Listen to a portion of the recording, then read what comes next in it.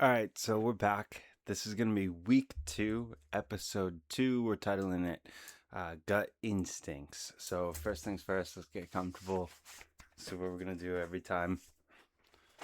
Throw it off.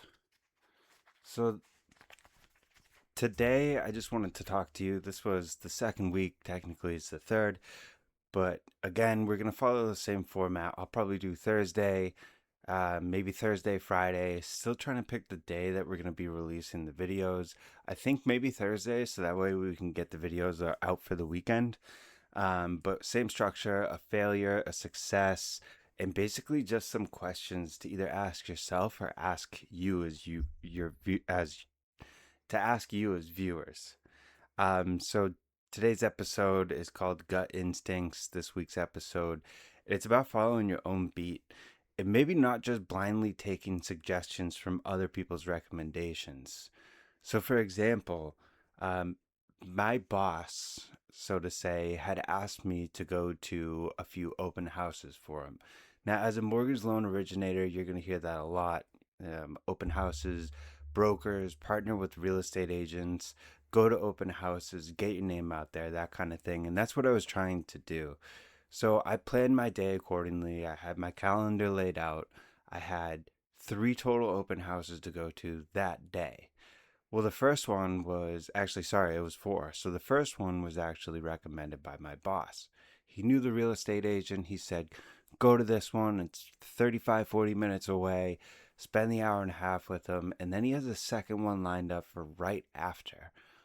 Well, I listened to him. I ended up driving the 35, 40 minutes, took the time out of my day, went over, met the real estate agent, very great guy, nice connection and everything, but ultimately it didn't feel genuine. It felt like I was there working for him. Like we weren't really meeting naturally. There was no good connection. Um I ended up helping him set up his stuff, put out the flyers and that kind of thing. We were standing outside. It's 90 degrees out. I'm in a full suit. He's not very well dressed. None of that, I guess, we were an odd mismatched couple, and I didn't know that, his style. I walked into a blind. So here we are. He's getting ready for all these people to show up. He's anticipating all these people to show up, and I'm looking around thinking, wow, this is interesting. There's quite literally police tape, do not cross police tape, hung up on the front of the house, stretching across the street to a light post that we needed to take down before the open house started. I'm looking around and there's trash that needed to be picked up right in front of the house. Just small things that I thought weren't necessarily small things. And again, I didn't know this person. I didn't know the real estate agent. I just blindly went. I was told by my boss, go do this thing for me. I said, sure, why not? So I went with it. Um, Ultimately, what happened was 2 people showed up to the open house. One of the people actually, it was a family investment house, so there were 6 floors upstairs, 6 bedrooms upstairs, 6 bedrooms downstairs. There was an in-law suite, an ADU, and one of the people out of the 2 that were touring actually just walked into somebody's apartment by themselves and pissed off one of the people that was there. So it was already kind of off to a bad start. None of the buyers really even seemed interested. Me being there, I was trying to pass out and get my name out as a lender, saying, here's some points off of closing, or here's a discount off of closing if you're going to come with, my mortgage company, and trying to really sell myself. But I guess for the practice, it wasn't bad. Ultimately, the realtor asked me, hey, do you want to come to the next one with me? I follow my gut instincts and I said, no, I'm going to go do the ones that I scheduled, the ones that I vetted. I ended up vetting 2 other ones. And had I not gone, I probably would have been upset. And I'll explain why. This leads into the success. So, the success behind this week, was that I listened to my gut instead of just listening to my boss blindly and going to this realtor that I had no idea who he was. I still went to play an open house that I had no idea who the realtor was, but I did my research. I looked at the property. I felt like this was something that would fit my style. I showed up to the first open house. Well, it was two family. There was an upstairs and a downstairs, and the tenants were still there while the house was being shown.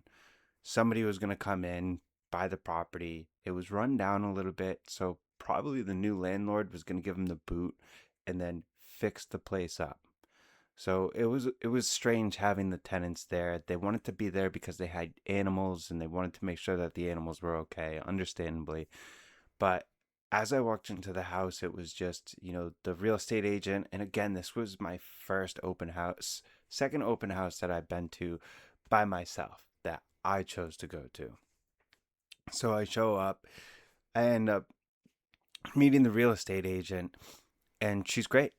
She gives me a tour of the place. I start talking actually to the tenants, and I see them and they're sitting there and they're miserable and they're not looking happy or looking around or talking to anybody or anything. And I just approached them. I said, "Hey, this must be strange for you to have all these people in your home, because judging by the looks of it, this is your home. I can see that you have a baby crib here. I can see that you have pets, and it's packed full to the brim. It was a two-bedroom apartment on the first floor, packed full to the brim with personal belongings. So I knew that this was a home that had been a home for a long time. So I asked the couple, geez, I'm sorry, this must be intrusive and feels strange. And is there anything that I could do to, help out? My name is Taylor. I'm with so and so, and I just came to check out the property, and I noticed that you guys were sitting here. This must be a strange thing for you. And they really took to that. They opened up and found out that they'd been there for 8 years. They knew the neighbors. They knew they had two kids that grew up there. They were trying to actually buy the property and going to another lender and getting denied at one of the big banks. So I thought to myself, oh my God, like, please, here's my information. I'm going to give you my information. I hope that we can get in touch. And before this house sells to somebody, maybe that I can take a look at your financials and maybe I can get you approved to be able to buy this home. That was their main concern. They didn't want to lose their home. So had I listened to my boss and I stayed and I went to that second one for the real estate agent, I wouldn't have met this couple and I wouldn't have had a meaningful connection. Now, when I did actually meet them, that felt like a real connection, not the connection with the real estate agent that I was asked to go to. I didn't even feel a real connection with the real estate agent person that I went to blindly on my own accord.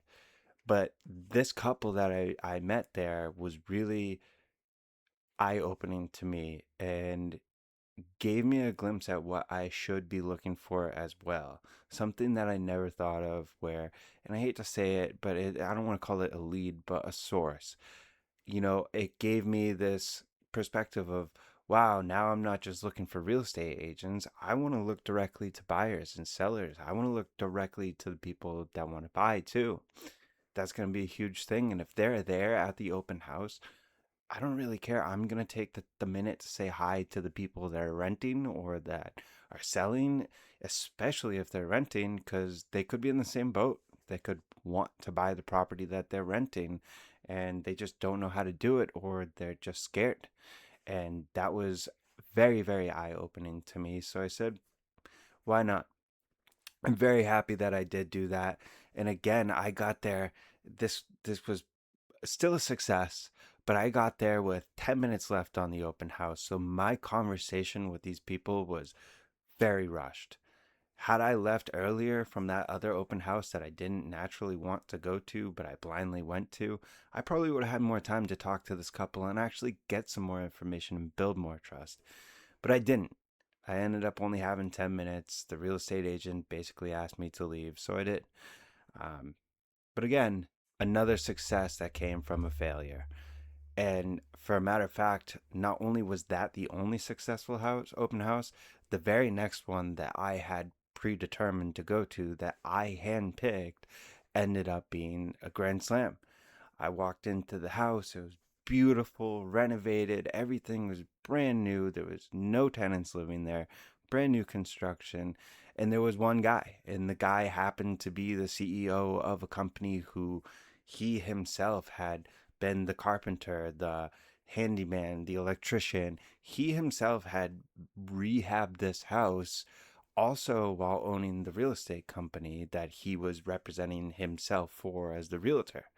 So I met the CEO of this organization, um, and we exchanged information, and that felt like a real connection. So what I'm trying to say is that the success this week was following my gut, understanding that my vetted prospects and the ones that I put my effort into are the ones that I should have gone to in the first part. And it did prove it. I did say no to go into that second open house. And as a result, I met these two great people that are trying to buy a home. And then I met a CEO of a company who sells homes, who buys and flips and sells homes. So these two great lead sources came from trusting my gut. And that basically just leaves me with asking you guys, how often do you trust your own gut? How often do you sit there and you think that maybe I should do this instead? I mean, it kind of relates to the first episode that we had in making a big life change, but I really asked the question, do you trust your gut enough, or do you not trust your gut enough? In this case, I trusted my gut and it paid off. Can you think of a time that you should have trusted your gut and you didn't, and you ended up losing out because of it? That's what I'm going to leave you with for this week. So we aren't quite there yet, but we're definitely getting there. I'm Taylor Maxwell. This has been Maxwell Mortgages. This is episode 2.